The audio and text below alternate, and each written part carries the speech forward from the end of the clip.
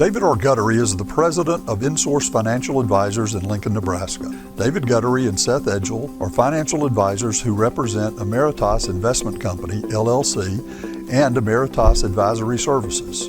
Please stay tuned through the end of this video for additional important disclosure information. Hello everyone, I'm joined today by David Guttery, President of inSOURCE Financial Advisors, to share his thoughts regarding the economy after the election. David, thanks so much for being with us today. You've talked about the potential economic implications of the election in previous videos, so now that it's finally behind us and we know the outcome, what is your opinion about what this means for the economy? Indeed.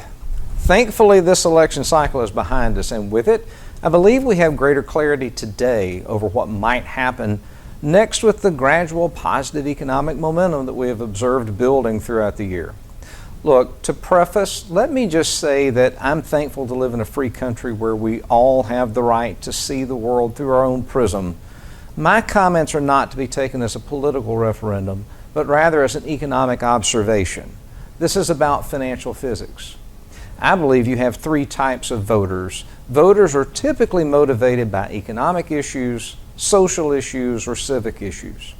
My comments today will be limited to the economic issues that may have played a part in the outcome of the election.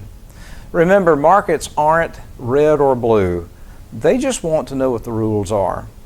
Well, until just a few weeks ago, we had a very little idea of what those future rules might be.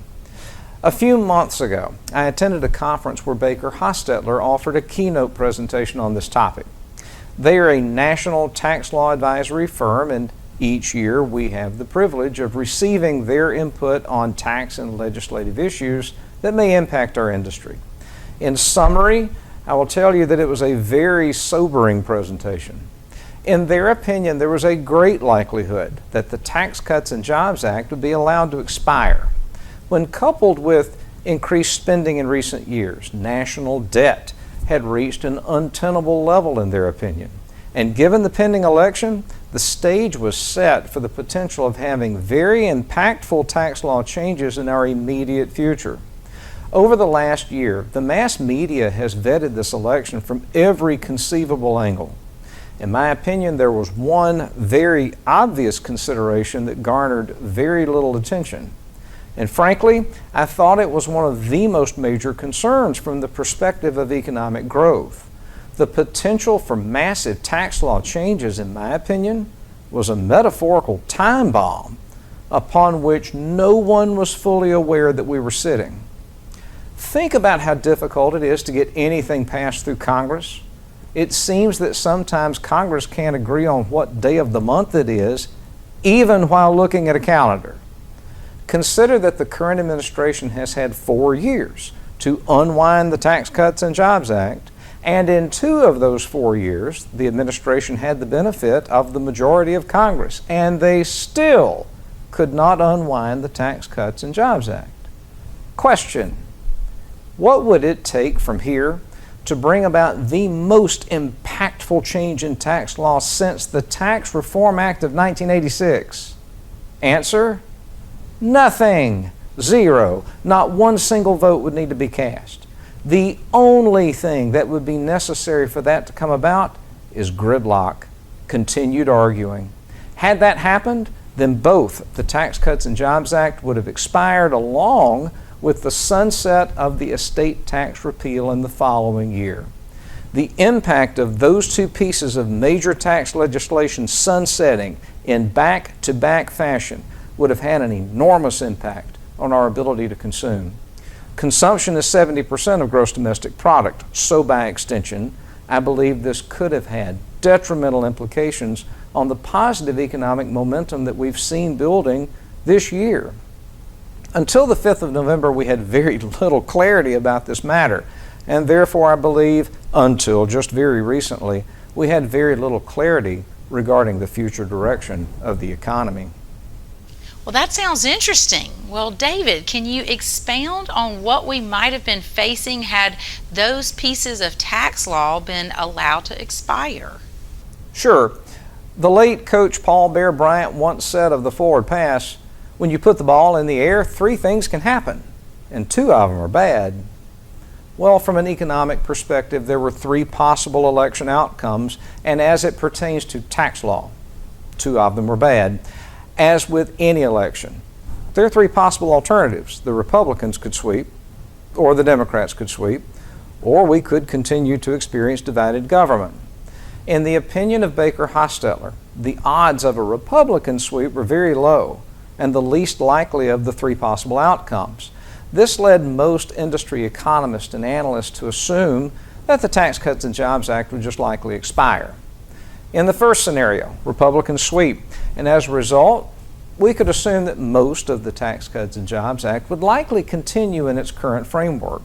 Now, having said that, the government remains thirsty for revenue, given the spending that we've observed over the last 4 years. So now the question remains, to what degree might the Tax Cuts and Jobs Act need to be tweaked or modified going forward? That remains to be seen.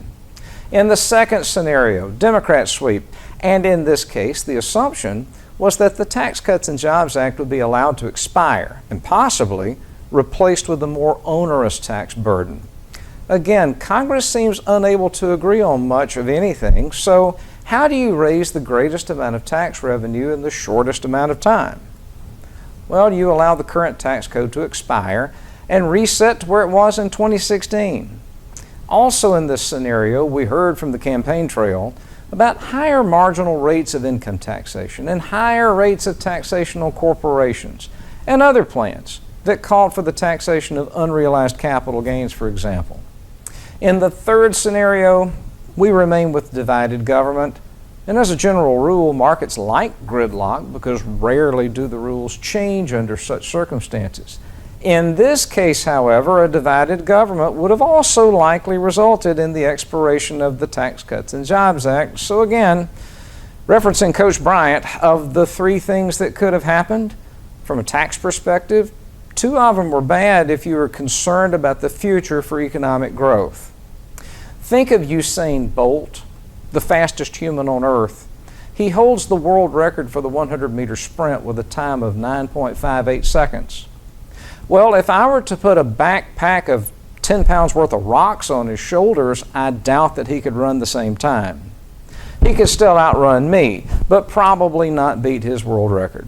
The more weight you put on the runner, the slower he will run. The more weight you put on the economy, the longer it will take for positive economic momentum to gain traction. And indeed, it might not move forward at all. Well, that's a great analogy, and I can see how a higher burden of taxation could have resulted from the election and become a drag on the potential for economic growth. Well, David, can you give us some specific examples of what might have resulted had these pieces of tax law been allowed to expire? Yes, there were quite a few of them, but I can offer some major bullet points that were of greatest concern to me as a financial planner and considering the impact of a potential change in tax law on the direction that we might take from an investment management perspective going forward. First, had the Tax Cuts and Jobs Act been allowed to expire, then we would go back to the previous tax code that was in place prior to its passage. By definition, this meant that tax collections from individuals could increase by 10% in 2026 and 11% in 2027. That is a significant increase in cumulative tax liability. And this tax liability would have been felt across the board, regardless of your occupation. Had the Tax Cuts and Jobs Act been allowed to expire, then liabilities of personal income tax would have risen universally, by definition. Second, the repeal of the estate tax could potentially sunset on the heels of the Tax Cuts and Jobs Act sunsetting in the very next year. If this happens, then among other things, we would go from having a $14 million portable unified credit to a $7 million non-portable unified credit. The rate of taxation due on the first dollar above the lower unified credit is taxable at a significantly higher rate than it is today if this sunset is allowed to happen. Therefore, revenues are projected to increase by 40% in 2027 through the sunsetting of this tax measure alone. Third, the qualified business tax deduction hung in the balance as well. This could have potentially impacted plans for expansion, and employment. If this results in fewer people being employed, then those people are without an income, which clearly impacts patterns of consumption. Fourth, the expiration of the Tax Cuts and Jobs Act could have had a significant impact on the method by which new business is organized. It would have also likely had a major impact on foreign investment activity as well. These are just some of the major highlights that I believe would have resulted from the sunset of the Tax Cuts and Jobs Act. Again, no one in the mass media was really talking about this, but in my opinion, it was one of the most impactful considerations of the election. Had this been allowed to happen, each individual tax bracket would have reset to where it was prior to the passage of the Tax Cuts and Jobs Act, and therefore, by definition, liabilities across the board would have increased. Assuming that you don't itemize, the standard deduction for a married couple would have reduced from $24,000 per year to $13,000. Again, by definition, if you're deducting less from your taxable income, then relative tax liability increases. I drew reference to the impact that would be felt from the expiration of the current repeal of estate tax law. Among other things, the amount of money that could be passed to heirs would likely be lower if the unified credit were cut in half, and the rate of taxation on the first dollar above that unified credit increased substantially. Assuming these changes occurred, I would also assume an increasingly greater number of tax filers could find themselves subject to the alternative minimum tax. Clearly, that's not a positive development. So again, much hung in the balance from an economics perspective when it came to the election. And now that the event is behind us, I believe that we can look forward with greater clarity and make assumptions about the economy with greater confidence. Well, David, thank you for these thoughts. And yes, it does seem that much hung in the balance of which most were likely unaware. So in closing, what are your thoughts about the potential for economic momentum from here as we begin to look forward to the new year? Well, I am much more confident that the sluggish but positive economic momentum that we have observed this year could potentially gain momentum and strengthen from here. The Consumer Price Index continues to float downward, and according to the Department of Labor, household income is rising at a rate that is higher than the rate of inflationary change. And this is a trend that we've seen now for 24 straight months. Capacity to consume continues to widen, in other words. In looking at the last 3 quarters of retail sales, it would appear that the average household is feeling better about their ability to consume. As evidenced by the last 2 rate cuts, the Federal Reserve seems to have shifted to an accommodative monetary policy stance. So the cost of carrying leverage could be potentially lower from here, and that will be a positive development for areas such as housing. So long as a significant change in the rate of taxation paid by those households does not undermine this trend, then I think that we can reasonably assume that it will continue. As you buy more things at the store, the manufacturer of those things must replenish the supply. Well, if I manufacture that widget, I am increasingly more concerned about the capacity of my plant to make more of that which you are demanding in greater quantity. Therefore, I am going to be increasingly incentivized to hire more people to pull the levers and push the buttons to make the widgets to restock the shelves. Assuming that the government doesn't take an increasingly greater percentage of that revenue dollar away from me, then this positive feedback loop is likely to continue, in my opinion. In the first full year of the Tax Cuts and Jobs Act, the U.S. Treasury reported record nominal receipts. Part of the reason for that was a much higher velocity of money. This is the frequency with which a dollar circulates through the economy. The higher the frequency with which a dollar circulates through the economy, the more times it is taxed, thus resulting in the greater nominal receipts that we observed in 2019. I believe that we could see this phenomenon repeat itself as the economy continues to emerge from the post-COVID pandemic economic fallout.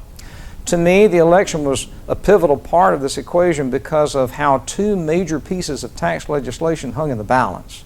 Now that it is behind us, I think that we can assume that the economy is likely to continue on this positive recovery trajectory. Clearly, there are still geopolitical issues with which to contend, and the Federal Reserve does continue to unwind its balance sheet, and the likelihood of achieving a soft landing remains to be seen. We're not out of the woods yet, but the visibility through the windshield, in my opinion, just became more clear. I'd like to close by reminding everybody watching this video that where you are today is not as important as where you will be tomorrow. The greatest concern is how are you going about the achievement of long-term planning goals. As I've mentioned in previous videos, please insulate yourself against sensationalism and hyperbole. Focus on that which can be quantified and have a stoic disposition as you apply that data to the implementation of your plan. This is truly a marathon and not a sprint. It is at times like these when we would all benefit from that reminder. David, as always, thank you so much. For additional information, David may be reached through the means listed upon the following screen. For inSOURCE Financial Advisors, I'm Brannon Dawkins. David Guttery and Seth Edgell independently offer securities and investment advisory services through Emeritus Investment Company, LLC, member FINRA, SIPC, and Emeritus Advisory Services. Information provided in today's segments is gathered from sources believed to be reliable. However, its accuracy cannot be guaranteed and should not be interpreted as tax or legal advice. Any performance stated is past performance and is not indicative of future results.